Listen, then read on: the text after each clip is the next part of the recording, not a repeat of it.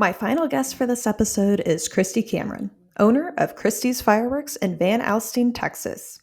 She got her start selling fireworks in her early teens in 1980. My dad had always wanted to try to teach his kids, how to work and how to make money and how to, have a little small business. So he started a fireworks stand for us then back in 1980. And so it was kind of the perfect time because that community hadn't really grown or taken off. And gosh, now it's been 46 years, I think, and it's just boomed. So what started out as a little roadside stand has grown into a nice big superstore. Okay, so your father started the business, and then when did you take it over? I literally probably took it over the third or fourth year, where I was. Oh my gosh, how old were you? 15, 16. Yeah, but they were always there with me, like, on the third and fourth when it was busy and those type of things. But I mean, I've always been pretty independent, and I wanted to order, what I wanted to order. It was always fun, and it was a challenge. I mean, that's been your whole life, hasn't it? Been revolved around this business. It has been my whole life. So when I started out, I would have the summers free, so I would always work the stand then, and I just loved it because I was outside. And then as I grew, I went to college, graduated from college with a bachelor's degree, went into coaching. So it was able to pay for my college degree. It was able to pay for a couple of my first houses. Being a 16, 17-year-old kid and willing and dealing with these adults was always kind of fun and interesting. And, it's a great experience to learn and to grow up that way. Christy got a degree in physical education and history from a college 45 minutes away from her high school. She was a teacher and a coach for 5 years before deciding to do something else. When I left coaching, I wanted to go into landscape. And my dad was like, well, if you're going to get dirty, just come work at the machine shop. And I'm like, okay. So I came back here and worked. And, it just kind of, I started in the back running machines and learning how, learning really how the business worked and learning how to make parts. And then, just worked my way into the office. And then I eventually bought my dad out of the business. I've bought my siblings out and an uncle. So it is, I was very blessed to have the opportunity to buy a business such as this, but I've also worked for it, and it wasn't given to me. Yeah, machine shop technician turned owner and retail fireworks connoisseur. Christy had a knack for running businesses at an early age, but it wasn't all sunshine and rainbows in those early years. Some of the hardships in the early years were my dad. So he pretty much turned it over to me like in the third year, and I would order everything. But he was always wanting to expand. I remember one year I'd got all set up for fireworks, and I always like to just have everything perfect. And he's like, oh, I think we're going to build on. And I'm like, we've already started selling. And he's like, no, I think we need to build on. So we're like out there on June 26th, hammering and painting. And I'm like, ah. Like 10 days before your biggest day, you're building more. Yeah. But again, he was the visionary, and he was right. It worked out excellent for us. So did you have customers trying to buy during that time when you were okay?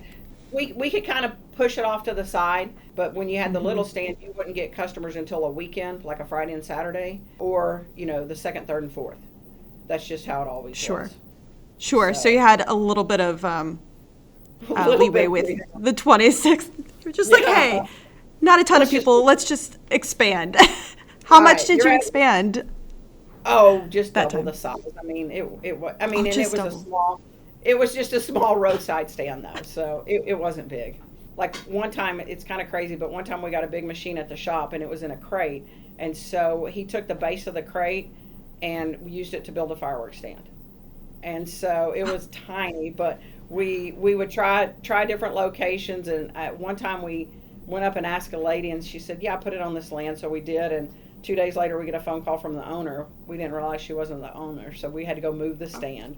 Oh my gosh! So we've had a few interesting stories. In the spring of 2018, Christy expanded her little roadside stand into Christy Fireworks, the Superstore, 45,000 square feet of Pyro. The Superstores kind of just changes everything. It's amazing that people just get a card and they come in and it's like they're at the grocery store and they just start filling the card up.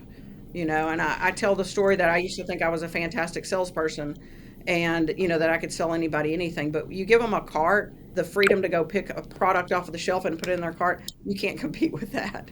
The bigger the cart, the bigger the sale. If they have a basket, they'll fill that up. If they have a big wheelbarrow, they'll fill it up. Fill that up. Amen. I need to get more of the wheelbarrows. You've been in the business since the 80s. What other big changes have you seen that have really impacted your business? Back in the day, you would just get a price list, but you had no idea sometimes what you were buying. You were strictly buying off what the name was. And sometimes you'd get it right and sometimes you wouldn't. Total gamble. It was. I think the biggest change is the products. Back in the day, I would have a single little tube, and I remember it distinctly. You'd sell it for $10. It was one light, and it was like one artillery shell. And I just thought, who's going to pay $10 for that? Right. And of course they did. And now with the 500 grams, it's just insanity what those fireworks can do. It's amazing. I love it. But it's like, so I think just the product, and then in Texas, the ability for us to be able to have a superstore, an indoor store where people can come in with a grocery cart, because, gosh, you know better than I, but it's probably only been about 10 or 12 years that's been an option for Texas. So you talked a little bit about your challenges when you first started working in Pyro. Were there any moments that you can think of or remember when you noticed a difference in how you were treated within this industry as a woman?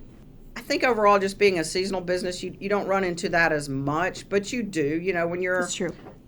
16, 17-year-old kid out there and you're a female and you get, some older guys come in there and they're trying to will and deal with you. And, they think they can take advantage of you, A, because you're a kid, or B, because you're a female. But, once they start to talk to you a little bit, they realize that, you've got something and you're not just going to roll over and just give them whatever they want for whatever price they want. So you learn that. And then, kind of a funny story. I have a guy that's bought from me for years, and he would always come in and say, hey, I want to invest in your business. I want to help you. And I'm like, well, thank you, but I don't need help. I'm fine. And then he just kept coming in. Well, finally, and so when he kind of realized my house and everything, he's like, oh. So then, like, in a couple of months, he started asking me to do some investment ventures with him. So I think he finally got okay, I think she's solid. She doesn't need my help in investing. So, but I don't know if he would have had that same reaction with a man. I don't know that he would have come in and said, hey, I need to help you. I need to invest in your business. He's a solid guy. He's a good guy. But at the same time, I don't know that he would have done that with a male. Maybe. Have you had any challenges or adversity that you faced being gay in this industry? I don't think so. I really don't. That's good to hear. I've been in the fireworks business so long in the same location. We've moved up a little bit, but I've always been in Van Alstyne. People have just known me for years, and they just they know me for the person I am. I think if you treat people of all races, sexes, sexual orientations the same, and you just treat people like they are, like people, if I like you, I'm going to like you because I just like you, not because of anything you're associated with. Absolutely. And then I'm just a pretty transparent, easygoing person for the most part, except on July 4th when it was really intense and I'm tired. Is there any other support outside of your business that has helped you? Well, like y'all as a wholesaler have been helpful, tremendously. Your website's great, your support's great, the salespeople are fantastic. So, I think y'all are the leader as far as all the support that you offer and all the services you offer. I don't think there's anybody that compares to that. I know, but it's true because I have looked around, but so y'all hands down do the best at that. I've only been to one of the national meetings, but I thought that was informative and helpful. And then there's just a lot of local people. So it's honestly just the community and their support. It's funny. Stans will come in every now and again, and I'll have people come up. Yeah, I told everybody don't go there. Go to Christie's. Christie's is the best. And so it's just So yeah, there's a lot of local support and just kind of the people behind the scenes. I want to know if you have any advice that you would give to the next generation of female leaders, female business owners. I think the biggest advice is just to work hard, putting in the time, putting in the hours, learning as much as you can, whether it's about your business, whether it's about finance. I like to read a lot. I read blogs. I read biographies. Men, women, whoever it is that's been successful. And success can look like different things. It doesn't have to have a financial price tag attached to it. So I think the thing is just people who love what they do and they're passionate about it. Fireworks is, it sounds silly, but it's something that I've always loved. And I love the selling season. I love getting the store set up. I love meeting the customers. I love making the money. I love mentoring and working with young kids. And I think that the thing is, like, don't expect it overnight. I compare it to compounding interest. You put in that hard work in your early years, and that success compounds on itself because the base that you've built before it. And then just hard work, honesty, integrity.